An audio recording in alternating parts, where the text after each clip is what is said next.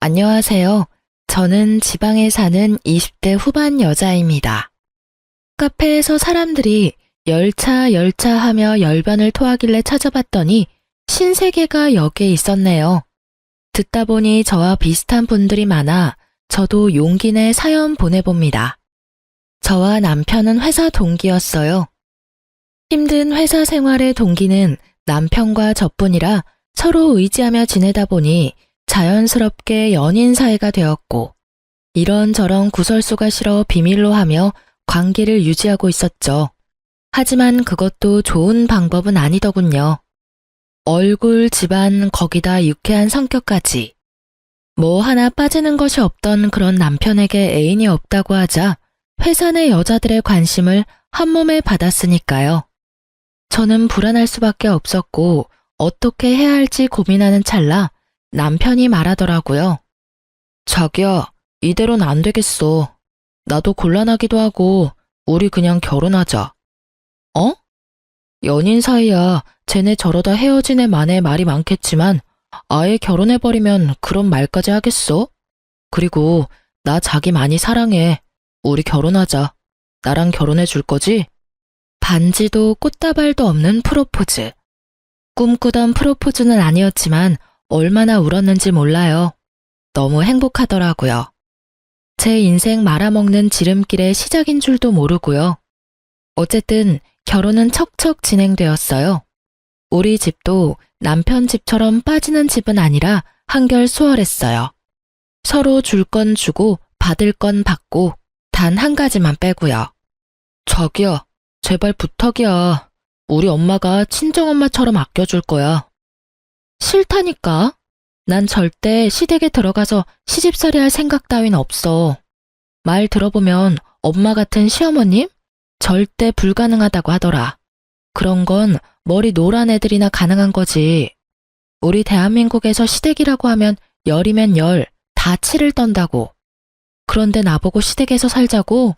절대 싫어.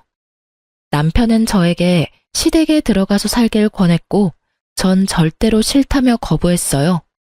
그럼 딱 3년만 지내다가 다시 나오자. 나와서는 내가 처가살이 할게, 쭉. 구미가 당기는 제안이었어요. 3년만 눈 딱 감고 살면 부모님과 함께 살아준다니까요. 지금 말처럼 평생은 아니더라도 단 몇 년이라도 부모님을 모시고 살아준다면 크게 손해보는 것 같진 않았어요. 전 며칠을 고민하다 그렇게 한다고 했죠. 그래, 자기 말대로 하자. 진짜? 진짜지? 자기 최고야. 자기 약속 꼭 지켜. 나 진짜 큰 마음 먹고 들어가는 거야. 그럼. 내가 딱 3년만 살아주면 자기 해달라는 대로 다 해줄게. 뒤늦게 안 사실인데 아버님이 3년은 모시고 살아야 재산을 나눠준다고 했더라고요. 어쩐지 남편이 그렇게 애걸복걸한 이유가 있었어요. 저흰 빠르게 결혼 준비를 마치고 그해 가을에 결혼했어요. 생각보다 시댁 생활은 괜찮았습니다. 제일 걱정이 컸던 시누이도 생각보다 괜찮더라고요. 거기에다 전 허니문 베이비까지 가지게 되어 식구들이 더 잘해주더라고요. 언니, 혹시나 오빠가 말 안 들으면 나한테 말해요. 내가 혼내줄게요. 오빠는 언니한테 잘해. 임신했을 때 남편 행동이 그렇게 중요하대. 언니가 먹고 싶은 거 있다고 하면 다 사주고. 알겠어? 그래, 알겠다니까. 진짜 귀에 딱지 않겠다. 너 가만 보면 우리 장인어른 장모님보다 나한테 잔소리를 더 하는 것 같아. 요즘엔 네 입만 봐도 겁이 나. 또 무슨 잔소리를 할까 싶어서. 오버 좀 하지 마. 내가 무슨 잔소리를 그렇게 했다고? 아버지, 제 말이 틀려요? 허허허, 요즘 네가 오빠한테 좀 그러긴 했지. 그래도 틀린 말 하나 없으니 잔소리라 듣지 말고 잘 새겨들어. 아가, 혹시 불편한 건 없느냐? 네, 아버님. 워낙 잘해주시니 편히 잘 지내고 있어요. 가끔 어머님의 약간의 짜증 같은 것이 있긴 했지만 그러려니 했어요. 20년을 넘게 남남으로 살다가 하루아침에 가족이 되었는데 어떻게 다 마음에 들 수 있겠어요? 어쩔 수 없는 일들이 있기 마련이죠. 전 무사히 출산했고 사랑스러운 아들을 품에 안았어요. 딱 보기에도 제 판박이인 아들을 보며 시부모님은 섭섭한 기색이었지만 그래도 첫 손주이니 아주 예뻐라 해주셨죠. 지금 생각하니 참 행복했던 순간이었네요. 비록 2년 조금 넘는 시간이었지만요. 어느 날부터 아버님의 안색이 좋지 않더니 결국 일이 터졌어요. 이 집 내놔야 할 것 같아. 아니 왜? 회사에 무슨 일 있어요? 그게 이번에 무리해서 사업을 확장하다가 그게 잘못됐어. 급하게 큰 돈이 필요한데 지금 당장 큰 돈 나올 때가 집밖에 더 있어. 그러니 어쩌겠어. 집이라도 팔아 부도부터 맞고 봐야지. 부도? 지금 회사가 그 정도로 힘들단 말이에요. 근데 왜 나한테 말 안 했어요? 당신한테 말한다고 해서 뭐 뾰족한 수 있어? 돈만 쓸 줄 알지 한평생 벌어본 적도 없는 사람이. 생각보다 좋지 않은 상황 같았어요. 남편은 퇴직금을 미리 받아 집에 보탬이 되었고 저도 퇴직금까진 아니지만 그간 조금씩 모았던 목돈을 들였어요. 최소한의 생활비만 내고 생활했기에 그 정도는 충분히 들여도 된다 싶었어요. 집이 문제였는데 부모님이 어떻게 하셨는지 연락하셨더라고요. 도와주시겠다고. 그래서 전 죄송하지만 도움을 받기로 했어요. 단 집은 사주시되 시댁엔 비밀로 하고 싸게 세를 주는 방식으로 도와달라고 했어요. 혹시나 한 번의 호의가 고마운 마음으로 끝나지 않고 계속된 도움을 바랄까봐 많이 걱정됐었어요. 아빤 제 뜻대로 친한 친구분을 통해 시댁 집을 사고 저희에게 싸게 세를 주신 다음 다시 아버지의 명의로 옮겼어요. 그래도 다행이다. 이사하려니 막막했는데 이사하지 않아도 되고 심지어 월세도 이렇게 싸게 살 수 있다니 말이야. 그러게. 그나저나 아버님 회사는 어떻대? 큰 고비는 넘겼는데 여전히 상황이 좋지 않아. 남편의 말대로 상황이 좋진 않았어요. 그렇지만 다 함께 힘을 모아 알뜰살뜰 살면 그리 어려운 상황도 아니었죠. 남편도 그렇고 저도 회사에 잘 다니고 있고 아가씨도 제 돈벌이는 하니까요. 하지만 한평생 돈 무서운 줄 모르고 쓰던 사람들이 하루아침에 변하지는 않더라고요. 어머님은 하루 걸러 하루에 하던 쇼핑을 여전히 하셨고 아가씨도 월급보다 카드값이 더 많이 나오는 그런 상황이 계속해서 이어졌어요. 보다 못한 아버님이 카드를 끊어버리고 상황의 심각성을 몇 시간을 설명하시더라고요. 그제야 두 사람은 생각이란 걸 하는지 과한 소비를 줄이려고 노력은 하더라고요. 그러던 와중 제가 굳이 말하지 않았던 사실을 알게 된 남편이 저에게 화를 내며 물어오더라고요. 당신 왜 말 안 했어? 뭘? 장인어른이 우리 회사 진짜 사장님이라는 거 말이야. 사실 저희 아빠는 제가 다니는 직장의 사장님이었어요. 아니, 정확히는 예전 사장님이셨어요. 제가 회사에 입사할 무렵 아빠는 좀 쉬고 싶으시다며 전문 경영인을 고용해 사장 자리에 앉히셨고 회사 일에선 물러나 계셨죠. 그래서 저도 회사 일을 배우기 위해 급하게 입사 준비를 했었고요. 그렇기에 저와 입사 동기였던 남편은 아빠가 회사의 실질적인 대표라는 것은 알 리가 없었죠. 저희가 입사했을 땐 이미 다른 대표가 정해졌고 정리도 다 된 상태였으니까요. 그게 왜? 내가 굳이 사실은 이 회사가 우리 아빠 거야 할 이유가 있어? 그렇다고 내가 우리 집이 찢어지게 가난하다고 거짓말한 것도 아니고 그냥 말을 안 했을 뿐이야. 그러니까 그 말을 왜 안 했냐고. 이유가 있을 거 아니야? 굳이 이유를 대보자면 처음엔 자랑하는 것 같아서 안 했고 그 뒤론 굳이 할 필요가 없었어. 지금 사장직을 맡고 있는 것도 아니고 지금은 물러나셔서 쉬고 계시는데 그걸 뭐하러 이러니 저러니 떠들고 다녀? 그래도 나 섭섭해. 그런 것도 말 안 해주고. 여보, 이러는 거 보니까 내가 섭섭해지려고 해. 화낼 일도 아닌데 이렇게 언성까지 높이고. 혹시 당신 우리 아빠 재산 욕심나서 그래? 아니야. 그냥 당신이 나한테 일부러 숨겼다고 생각하니까 섭섭해서 그랬지. 그렇지. 당신이 막 처가 재산이나 노리고 어떻게 하면 한 푼이라도 더 뜯어볼까 하는 그런 사람은 아니잖아. 그렇지? 그럼. 정곡이 찔려버린 남편은 말을 더듬으며 회피했지만 전 알 수 있었죠. 이제 많이 피곤해지겠다는 걸 말이죠. 아니나 다를까 입도 싼 남편이 그새 시댁에 알렸는지 두 여자의 말도 안 되는 요구가 시작되더라고요. 언니, 저 샤땡에 꼭 갖고 싶은 가방 있는데 좀 사주시면 안 돼요? 아가, 난 입고 나갈 옷이 없구나. 같이 쇼핑 좀 가자. 너 바쁘면 카드만 줘도 된단다. 네? 저도 돈 없어요, 어머님. 그나마 있던 돈 아버님 다 드리고 빠듯해요. 에이, 우리 다 들었어요. 오빠랑 언니 다니는 회사 사실은 언니 아빠 거라면서요? 그렇게 잘 살면서. 에이, 그러지 말고 생일 선물 미리 준다고 생각하고 사줘요. 네? 기가 막히고 코가 막혀서 도대체 이 사람들은 언제쯤 정신을 차릴 수 있으려나, 아니, 정신을 차릴 수 있는 날이 오긴 할까 하는 생각이 들더라고요. 아가씨, 그리고 어머님, 저희 친정에 돈이 많은 거지 저는 돈이 없어요. 제가 처녀도 아니고 출가 외인이 된 지가 벌써 3년이 다 되어가요. 그런 제가 하윤이 가방이나 옷 사준다고 돈을 얻어와도 면목이 없을 노릇인데 어머님 아가씨 옷이랑 가방 사준다고 돈 달라고 하면 제 체면은 둘째치고 하윤이 아빠 면이 서겠어요. 에이, 언니도 참, 뭘 또 그렇게까지 떨어지겠어요. 그냥 시댁에 좋은 일 한다 하시겠죠. 아니 아가씨, 제가 아가씨한테 명품 가방 사주는 게 이 집에 좋은 일이에요? 명품 가방 얼만지 누구보다 잘 아시죠? 저 같으면요, 아가씨, 있던 백도 팔아서 아버님 드릴 거예요. 저번에 보니까 아버님이 지금 상황에 대해서 자세히 설명해 주던데 아직도 명품 타령이 하고 싶으세요?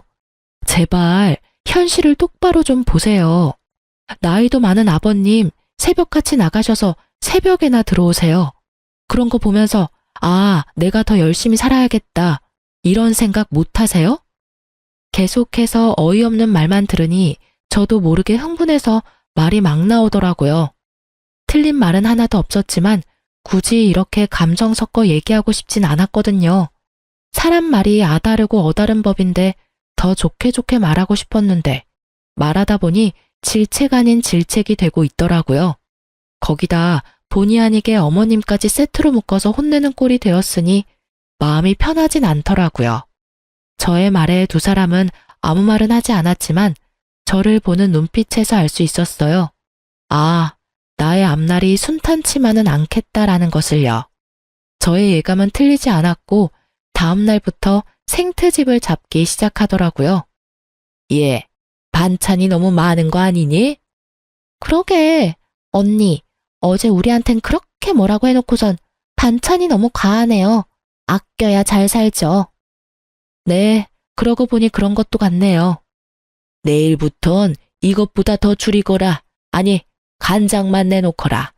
네 말대로 집 형편이 이 꼴인데 먹는 거라도 아껴야지. 이게 다 무슨 소리야? 당신 무슨 말 했어? 아니, 그게 아니라 여보. 제가 무슨 말이라도 하려고 하자 아가씨는 제 말을 끊고 남편에게 숨도 쉬지 않고 어제 있었던 일을 이르더라고요. 그 말을 듣고 있던 아버님과 남편은 이렇게 말했어요. 거참, 우리 며느리 말 틀린 말이 하나 없구나. 제발 정신들 좀 차려. 다 늙은 아비 골골대며 일하러 다니는 거 안 보이는 게냐? 당신도 말이야, 밤마다 나 앓는 소리 들으면서 그러고 싶어? 맞아, 너 제발 정신 좀 차려라. 그리고 와이프 말처럼 네 방에 전시해둔 가방들만 팔아도 우리 집 몇 년치 생활비는 될 것 같은데 이제 좀 팔지 그래? 그리고 엄마, 이 사람한테 그런 말 부탁하지 마. 이 사람 말대로 처가의 내 체면이 뭐가 돼? 그리고 엄마 드레스룸에 옷이 한가득이야. 입을 옷이 없다는 게 말이 돼? 괜히 말 꺼냈다가 본전도 못 찾은 두 사람은 애꿎은 숟가락만 탁 내려놓고 방으로 들어가 버렸어요. 제가 더 미워진 두 사람은 그야말로 저를 들들 볶아댔고 처음엔 그러려니 하던 저도 점점 시간이 지나니 참고만 있기 힘들더라고요. 결국 저도 폭발하고야 말았죠. 엄마, 얘는 누굴 닮아서 생긴 게 이럴까? 그러게, 우리 아들은 이 나이 때 너무 잘생겨서 밖에 데리고 나가지도 못했는데 누구 닮아서 그런지 못생겨도 너무 못생겼어. 다른 것도 아니고 애 앞에서 저런 말을 나누는 두 사람을 보니 더는 참을 수가 없었어요. 아무리 아직 무슨 말인지 알아듣지 못하는 아이라 해도 이건 아니었어요. 더 화가 나는 건 그런 할머니도 할머니라고 그 앞에 서서 웃고 있는 아들을 보는데 속된 말로 머리가 돌아버리는 줄 알았어요. 어머님, 아가씨, 지금 뭐 하시는 거예요? 내가 뭘 어쨌다고 그러니? 그러게, 우리가 뭘 어쨌다고 그래요, 언니? 그리고 애 놀라겠다. 소리 좀 지르지 마요. 전 아들을 방에 데려다주고 나와 다시 두 사람 앞에 섰어요. 제가 싫으시면 저한테만 그러세요. 왜 하윤이한테까지 그러세요? 우리가 뭘 또 그랬다고 이렇게 화를 내는지 모르겠네. 그러니까 오늘따라 너무 못생겨 보여서 못생겼다고 했을 뿐인데 그게 그렇게 큰 잘못이에요? 애가 어려도 다 알아요. 그리고 설사 못 알아듣는다고 해도 다 큰 어른이 할 말 못할 말이 따로 있지. 그런 거 구분 못하세요? 얘가 진짜 오냐오냐 해줬더니 못하는 말이 없구나. 내가 이래봬도 네 시어머니야, 시어머니. 네, 잘 알죠. 그러니까 이렇게 온 힘을 다해 참고 있죠. 그리고 말은 바로 하셔야지. 언제 오냐오냐 해주셨다고 그러세요? 제가 한마디 한 이후로 하루라도 저 그냥 두신 적 있으세요? 사사건건 쫓아다니시면서 한마디씩 하셨잖아요. 새 여자의 언성이 높아지니 남편이 방에서 나오더라고요. 그러더니 제 팔목을 낚아채더니 다짜고짜 화를 내기 시작했어요. 제발 좀 그만해. 내가 뭘 어쨌다고 그래. 당신 몰라서 물어? 요즘 매일같이 어머님이랑 얘랑 싸우잖아. 내가 계속 싸웠어? 참고 또 참다가 이래. 나도 참을 만큼 참았다고. 알겠으니까 좀 그만해. 나 숨 좀 쉬고 살자. 요즘 안에서나 밖에서나 마음 편한 날이 없다고. 알아? 나라고 뭐 다른 줄 알아?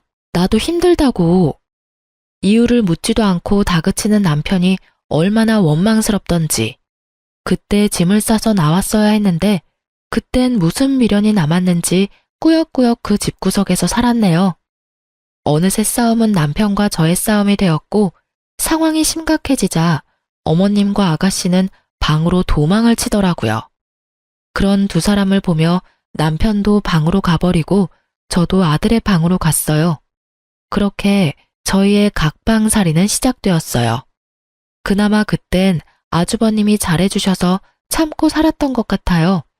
그렇게 대화 한마디 없이 지내던 어느 날, 갑자기 어머님과 아가씨가 180도 변한 태도로 저를 대하기 시작했어요. 어머 언니, 출근도 바쁠 건데 뭘 이런 것까지 하고 있어요? 이런 건 제가 해드릴게요. 네? 저 제 양말 찾고 있는데요. 이런 것까지 아가씨가 해주시게요? 아니, 그건 언니가 해도 되겠네요. 하여튼 뭐 시킬 일 있으면 시키라고요. 제가 감히 뭘 시키겠어요. 또 무슨 괴롭힘을 당할 줄 알고요. 에이 언니, 그러지 말고 우리 풀어요. 지난번엔 제가 철없이 굴어서 미안해요. 그래 아가, 화 풀어. 언제까지 한 집에서 이러고 지낼 거니? 이제 서로 웃으면서 잘 지내보자꾸나. 갑자기 달라진 두 사람의 태도에 무슨 일인가 싶었지만 출근해야 했기에 대화를 이어가지 못하고 자리를 떴어요. 출근해서 아무리 생각해도 왜 갑자기 태도를 바꾼 것인지 모르겠더라고요.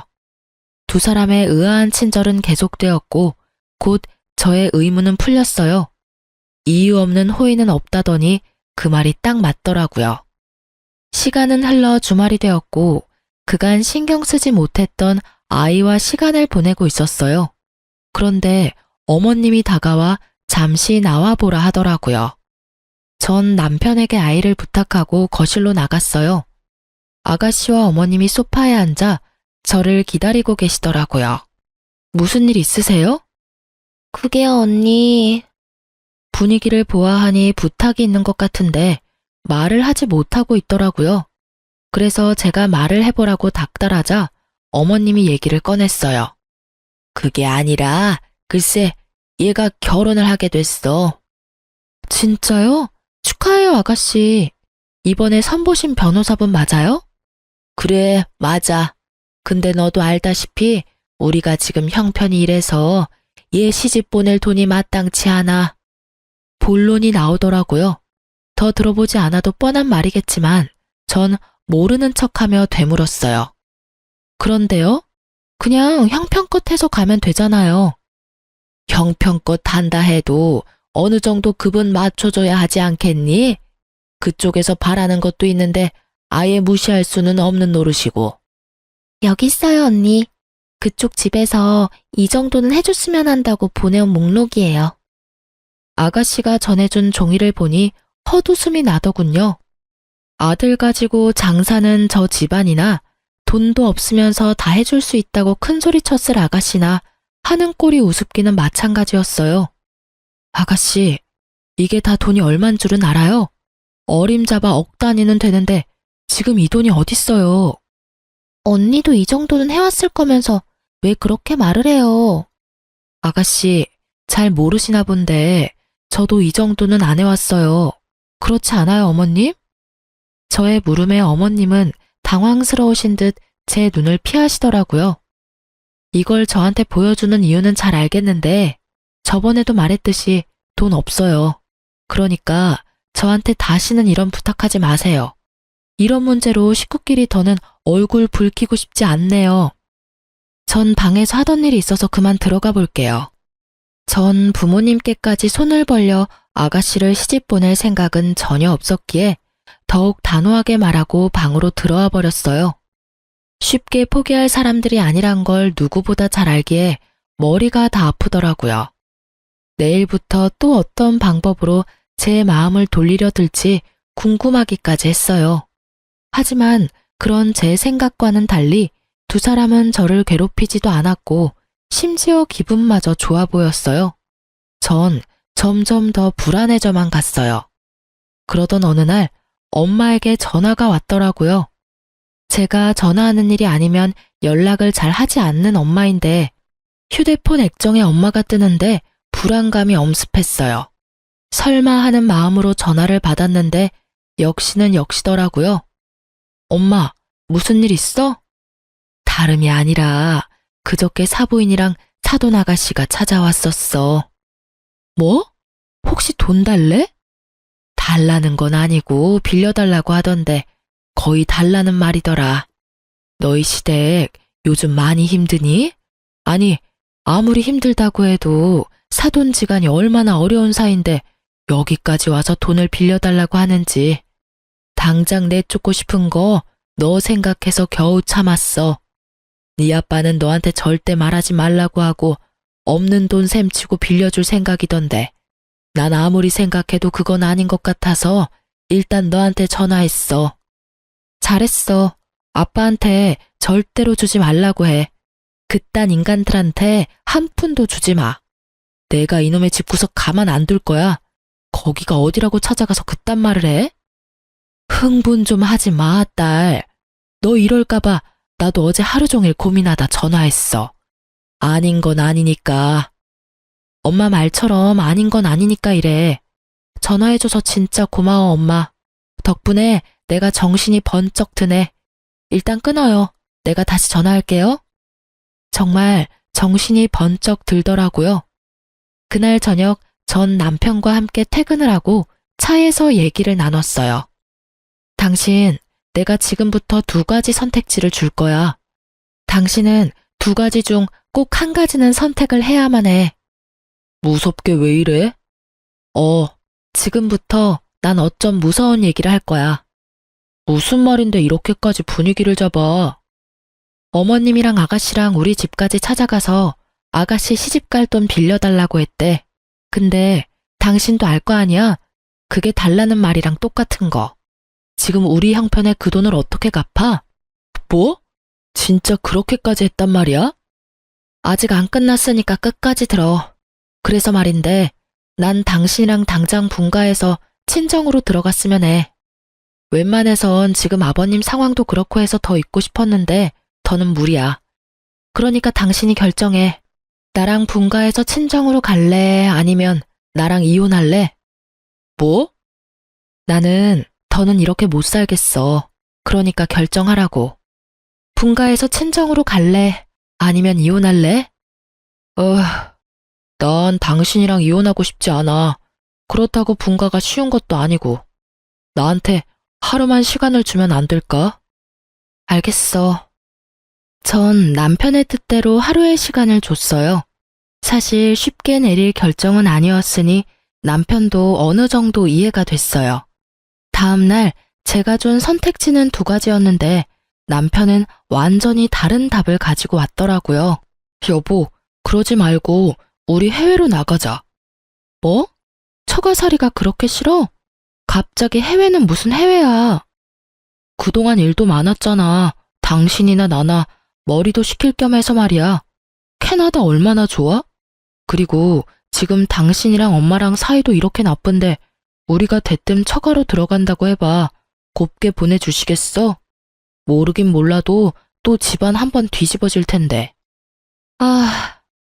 남편의 말을 듣는데 그 갑갑한 상황이 눈앞에 그려지며 절로 한숨이 나더라고요. 남편은 제가 흔들리는 모습을 보이자 틈을 놓치지 않고 말했어요. 그리고 요즘 부모들은 애들 데리고 외국 못 나가서 안달이라고 하더라고. 자연스럽게 귀가 트인다고들 하잖아. 내 생각엔 지금이 적기야. 우리 하윤이 말 트이기 시작했는데 한국어는 물론 영어도 술술 나오겠지 않을까? 아직 말도 제대로 못하는 앤데 힘들진 않을까? 그러니까 지금이 딱이라고. 다른 사람들은 더 어릴 때 가더라. 어쩌면 우린 이미 늦었을지도 몰라. 지금 생각하면 말도 안 되는 일이었지만 그땐 남편의 제안이 달콤했어요. 그만큼 전 시댁 식구들에서 지쳐 있었고 하루빨리 벗어나고 싶은 마음뿐이었어요. 그 집만 벗어날 수 있다면 어디든 괜찮다는 생각이었으니까요. 거기에다 아들까지 들먹이니 혹했던 것 같아요.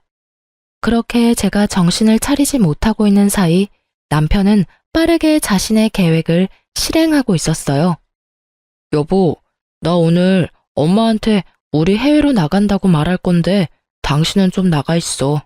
괜히 당신한테 불똥 튈까봐 걱정되어서 그래. 난 아직 결정 못했는데. 해외를 가든 처가를 가든 나가야 한다고 미리 말씀은 드려야 하니까. 아까 보니까 다 나가고 엄마 혼자 계시더라고. 혼자 계실 때 얘기해야지 동생 있을 때 얘기하면 당신도 알지? 상황 피곤해지는 거. 그러니까 요 앞 카페에 가서 있다가 내가 연락하면 와. 일단 알겠어. 좋은 게 좋은 거라고 기분 상하시지 않게 잘 말해. 걱정하지 마시고 얼른 가세요. 가서 여유롭게 커피나 한잔 하셔. 남편의 권유에 저는 서둘러 준비를 하고 집을 나섰어요. 남편의 말처럼 집 앞 카페나 갈까 하다가 오랜만에 친정이나 갈까 싶어 엄마에게 전화를 걸었죠. 여보세요? 엄마, 어디야? 나 지금 집에 놀러 가도 돼? 얘가 무슨 소리 하는 거야? 엄마 지금 병원이잖아. 아빠 입원하셔서. 뭐? 아빠가? 왜? 김서방이 얘기 안 하든? 김서방? 그래, 김서방이 너한테 말한다고 했는데 안 했어?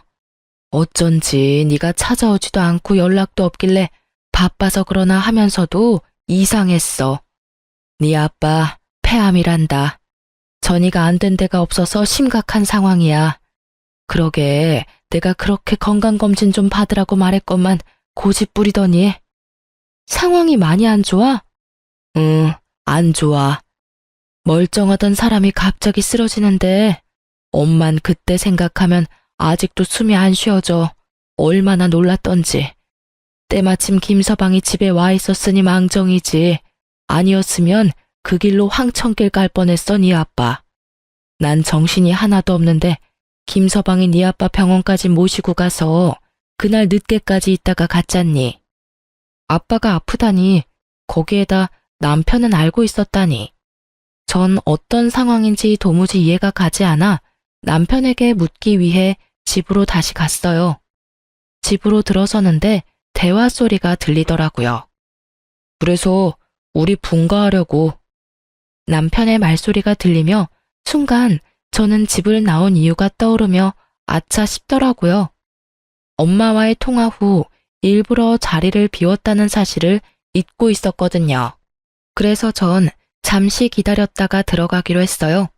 아빠가 아픈 이상 분가가 더 급한 상황이 돼버렸으니까요. 그런데 들려오는 대화 내용에 머리가 멍해지더라고요. 너 그러다가 하윤 엄마가 캐나다 말고 처가로 간다고 우기면 어쩌려고 그러니? 너 그러면 꼼짝없이 그 노인네 병수발 들어야 해. 내가 그 꼴 보려고 이제껏 온갖 좋은 것만 해대며 키운 줄 알아? 그럴 일 절대 없어. 내가 누구야? 그리고 하윤 엄마 거의 다 넘어왔어. 내가 그날 처가 안 갔으면 어쩔 뻔했나 몰라? 하윤 엄마가 처가 들어가서 살 거 아니면 무조건 이혼이라길래 장모님 장인어른한테 하윤 엄마 설득 좀 해달라고 간 거였는데 그때 장인어른이 딱 쓰러지시는 거야. 그래서 그 노인네는 확실히 얼마 안 남았대? 수술이나 항암 치료로는 안 된대? 이미 전이가 온몸에 돼서 손쓰기가 힘들다고 하더라고. 그러니까 엄마는 건강검진 잘 받아. 우리 장인어른 봐. 돈만 많으면 뭐해? 결국 이렇게 가실 거. 다시 생각해도 끔찍하다니까. 아무것도 모르고 처가살이 시작했으면 유산이야 받겠지만 병수발도 같이 들어야 했을 거 아니야. 그러게나 말이다. 우리 아들은 어쩜 그런 생각을 했을까? 누구 닮아서 머리가 그렇게 좋니? 그러니까 병원에서 나오는데 해외로 가자고 해야겠다 싶더라고. 우리 집이랑 애 핑계 적당히 대면서 해외 어디로든 일단 가기만 하면 절반은 성공이지. 안 그래? 장인어른 더 심각해지셔서 연락이 와서 돌아와도 그땐 병수발 들 것도 없이 돌아가실 텐데. 그럼 그냥 재산만 내 몫이 되는 거라고. 하긴 자식이라곤 하윤 엄마밖에 없으니 앉아서 기다릴 일만 남았구나. 그러니까 엄마는 그 사람 자극하지 말고 조금만 기다려. 아니다. 마구 더 괴롭혀서 정신없게 만들어줘. 그래야 혼이 쏙 나가지. 그렇게 정신없을 때 비행기 태워버려야지 생각할 시간을 주면 안 돼. 엄마의 말과 두 사람의 대화가 겹치며 상황이 그려지더라고요. 그래요. 남편은 모든 사실을 알고도 저를 친정에서 아주 먼 곳으로 떨어지게 할 생각이었어요. 모든 사실을 안 그 순간에도 전 믿을 수가 없었어요. 내가 듣고 있는 것이 현실일까? 혹시 꿈이 아닐까? 하는 생각이 들었던 것 같아요. 너무 충격적이었죠. 그래도 한 입을 덮고 산 사람인데 내가 남편을 몰라도 이렇게 몰랐나? 저렇게까지 최악의 사람이 내 남편이 맞나? 그런 생각들이 머리를 스치더라고요. 이윽고 어머님과 남편의 신난 웃음소리를 듣는데 제 머릿속 모든 것이 산산조각이 나며 현실이구나 싶더라고요. 이혼만으론 절대 화가 풀리지 않는 이 상황에 저는 저 짐승 같은 것들을 구렁텅이에 처박기로 했어요. 아가씨, 일전에 혼수 비용 말인데요. 갑자기 그건 왜요? 제가 너무 심했던 것 같아서요. 제가 아빠한테 잘 말해볼게요. 정말요? 진짜죠. 고마워요, 언니. 그리고 어머님, 왜 그러니? 지금 사는 이 집 주인한테 연락이 왔는데 이번 달이 만기라면서요? 1년으로 계약하셨다고 하던데 만기 맞춰 집 비워달라고 하더라고요. 그러면 어쩌니? 이렇게 조건 좋은 집 찾기 힘들 텐데. 그것도 제가 한번 알아는 볼게요. 그래? 웬일이니? 옛날엔 자기한테 부탁하지 말라고 그렇게 뭐라 하더니. 생각해보니 아가씨나 어머님한테나 제가 너무한 것 같더라고요. 그래서 말인데 식구들끼리 여행이라도 가는 거 어때요? 전 하윤이 학교 때문에 그렇고 저랑 하윤이 빼고 다녀오세요. 이번 달 말 때쯤 다녀오세요. 하윤 아빠한테 말해놓을게요.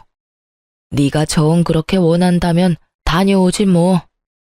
애써 웃음을 감추는 어머님을 보며 저도 웃음이 나오려 하는 걸 허벅지를 꼬집으며 참았어요.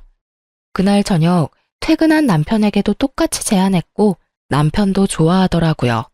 그러면서 다른 제안도 했죠. 여보, 그러지 말고 당신 사표 내는 건 어때? 갑자기 왜? 어차피 당신 지금 회사에 마음 뜬 거 아니야? 사표 내기 직전까지 갔는데 마음도 싱숭생숭할 거 아니야. 이왕 이렇게 된 김에 우리 아빠 좀 돌봐줘.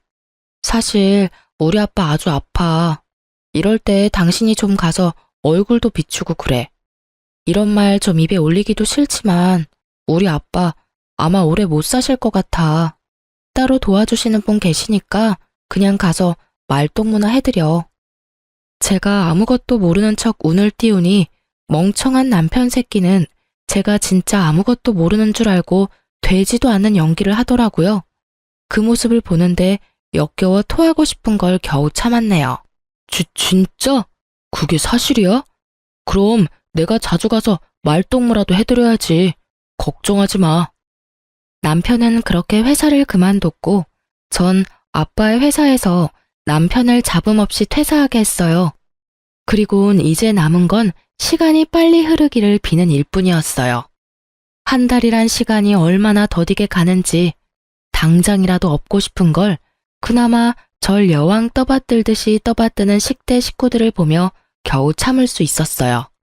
참 속이 훤히 보이는 인간들이었어요. 제 입맛대로 굴어주니 어쩜 그렇게 사람이 변할 수 있는 건지 제 말 한마디면 그냥 껌뻑껌뻑 죽더라고요. 그리고 드디어 결전의 시간이 다가왔어요. 제가 계획한 날짜에 맞춰 시댁 식구들은 들떠서 여행을 떠났고 전 그 짐승만도 못한 것들의 짐을 모두 챙겨 현관문 앞에 뒀어요. 가전 가구는 이삿짐 센터에 맡겼고요. 네, 그렇습니다. 전 시댁 식구들을 내쫓을 계획을 세웠어요. 더는 그들의 배부르고 따뜻한 꼴을 두고 볼 수만은 없었으니까요. 얼마 후 여행에서 돌아온 시댁 식구들은 나와 있던 짐들을 발견하곤 집으로 들어와 득달같이 화를 내더라고요. 짐은 왜 저렇게 둔 거야? 집은 왜 이래? 가전 가구 다 어디 갔어? 텅 빈 집이 의아한 남편과 언니, 이게 다 무슨 일이에요? 내 가방들은 왜 밖에 나와 있는 거예요? 저게 다 얼마짜린 줄 알고 그런 짓을 한 거예요? 예, 입 다물고 있지 말고 말을 좀 해보렴. 이게 다 무슨 일이냐니까? 아버님을 제외한 나머지 식구들은 다 한마디씩 하더라고요.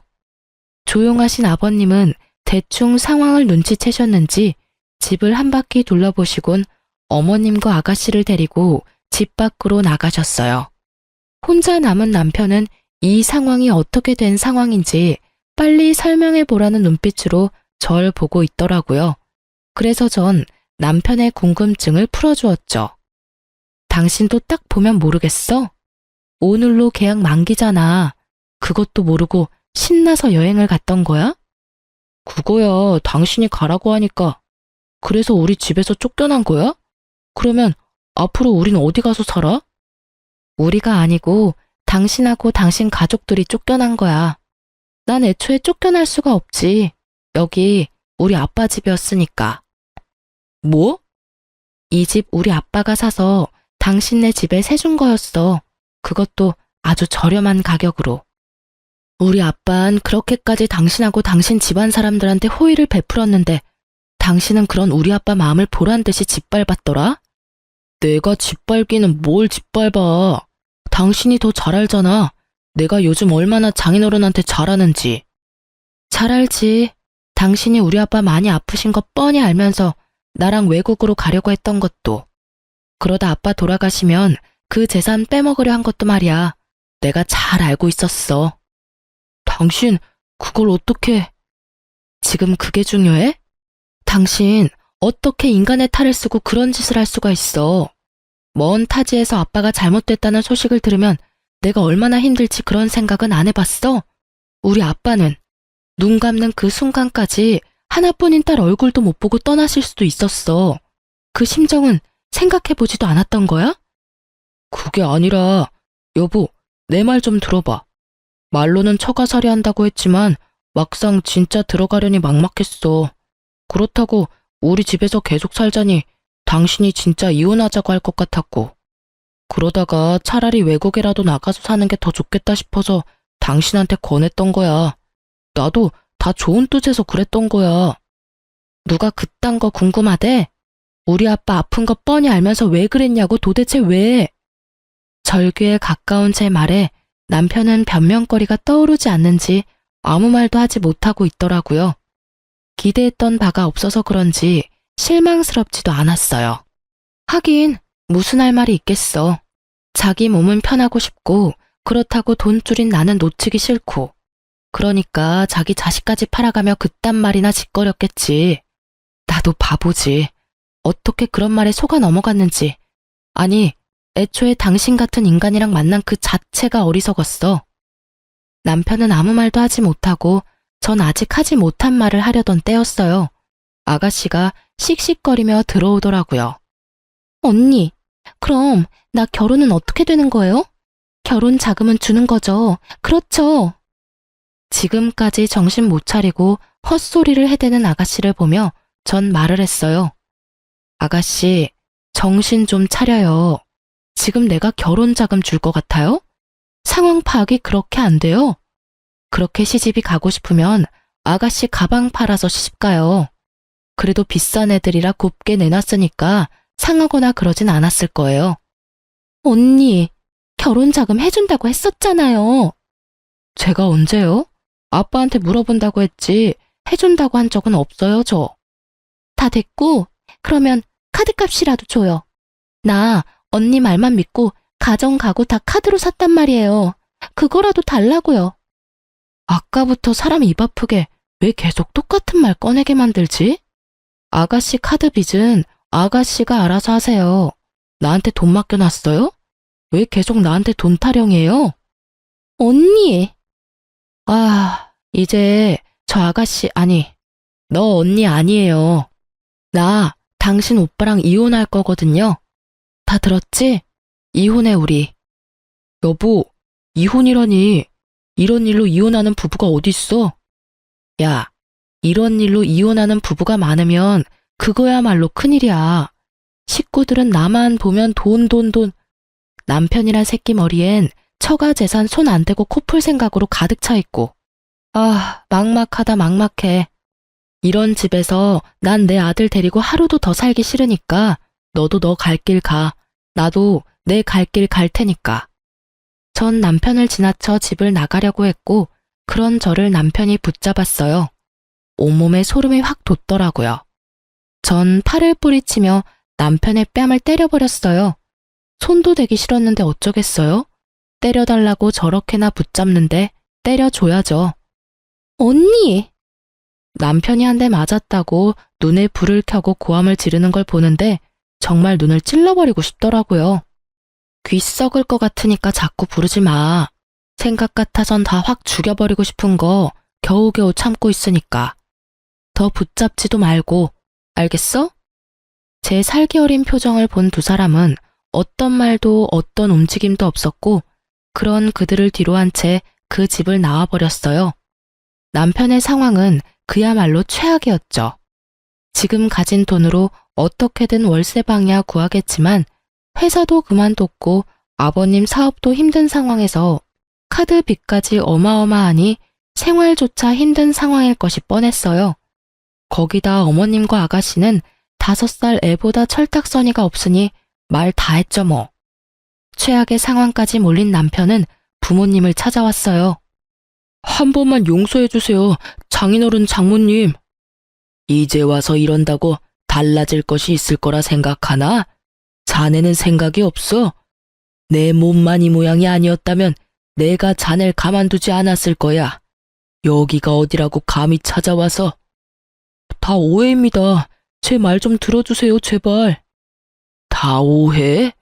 자네가 어떤 생각을 하는지 어떤 짓을 했는지 내 다 들었네. 난 그런 줄도 모르고 내 한평생 일군 회사까지 도와주려 했으니 더 할 말 없으니 경찰 부르기 전에 얼른 썩 꺼지게. 무릎을 꿇고 울고불고 빌어본 듯 뭐 하겠어요? 이미 버스는 지나갔는데 처음 약속대로 처가살이 했더라면, 아니 시댁 식구들이 그런 짓까지만 하지 않았더라면 다 자기 것이 될 수 있었을 텐데요. 자기 무덤 자기가 판 거죠. 그렇게 쫓겨난 남편은 회사로 절 찾아갔지만 전 아예 회사를 그만둔 뒤였어요. 끝까지 몰린 남편은 더 최악인 짓거리를 하더라고요. 하윤이 내가 키울 거야. 뭐? 하윤이 내가 키울 거라고. 대뜸 전화 와서 한다는 말이 아들을 키울 거라니. 말이 되는 소리를 해. 당신이 무슨 자격으로 하윤이를 키워? 자격? 내가 하윤이 아빠인데 그거면 자격이 충분하지. 다른 자격이 또 필요해? 아, 정말 이렇게까지 구질구질하게 나올 거야? 그래, 알겠어. 해보자 끝까지. 전화를 끊은 저는 이혼 전문 변호사를 선임했어요. 그리고 가뿐하게 소송에서 이겨 2번 다시 아들의 이름도 꺼낼 수 없게 만들어 주었죠. 이혼 후 남편은 공사판에서 일용직을 하며 지낸다는 말을 들었어요. 아가씨는 파혼당했다고 하고요.